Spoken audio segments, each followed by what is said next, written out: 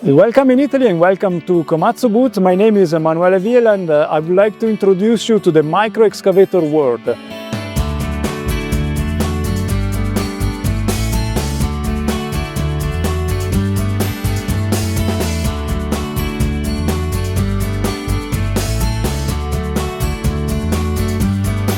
Two models, PC05 and PC01, are produced in Japan and we are introducing in Europe as a market research. These two machines can make the difference in the job site because of their size and their weights. An operating weight below 600 kg with a width below 70 cm, which can carry hydraulic tools and will be fully fit for any kind of work, indoor demolition, gardening and application where weight and size can make the difference.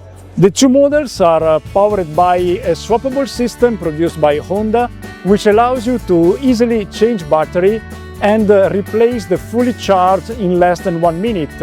PC05, thanks to its hydraulic output in the front of the machine, can carry hydraulic powered tools such as a breaker, pole driver and augers.